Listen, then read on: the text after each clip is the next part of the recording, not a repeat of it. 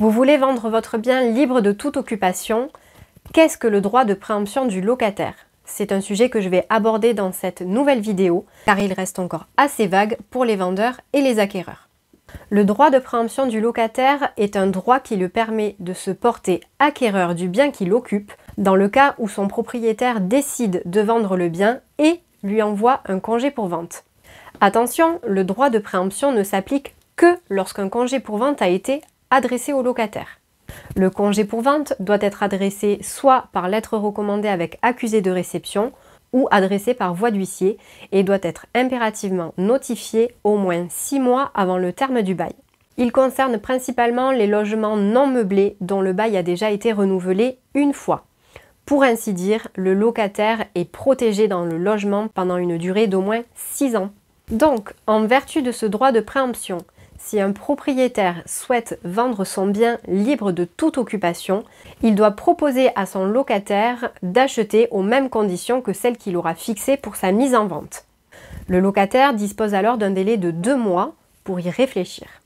Si par la suite, le propriétaire décide de changer son prix de vente ou accepte une proposition d'achat à un prix différent de celui notifié au congé, il doit faire une seconde notification de congé à son locataire pour l'informer des nouvelles conditions de la vente. Le locataire dispose à nouveau d'un délai de 2 mois pour réfléchir s'il souhaite exercer son droit de préemption et acheter le bien ou non. Si le locataire ne souhaite pas acheter le bien, il a 2 options. Soit envoyer une lettre de renonciation à son droit de préemption au propriétaire, cela peut lui permettre d'accélérer son processus de vente, ou alors il peut laisser courir le délai des 2 mois et passé ce délai, son droit de préemption prend fin. Et dans le cas où le locataire décide d'exercer son droit de préemption, il devient acquéreur du bien en question, même si un compromis de vente a déjà été signé avec une tierce personne. Son droit de préemption lui donne alors la priorité en termes d'achat. Attention, le droit de préemption n'est pas absolu, il existe quelques cas d'exception.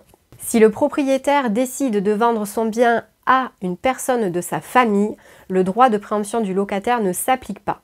En effet, la vente d'un bien à un proche reste prioritaire.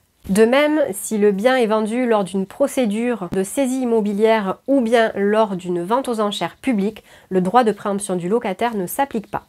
J'espère que cette vidéo vous a été utile et si vous souhaitez plus d'informations concernant le droit de préemption du locataire ou bien sur le congé pour vente, n'hésitez pas à nous écrire en commentaire. À bientôt!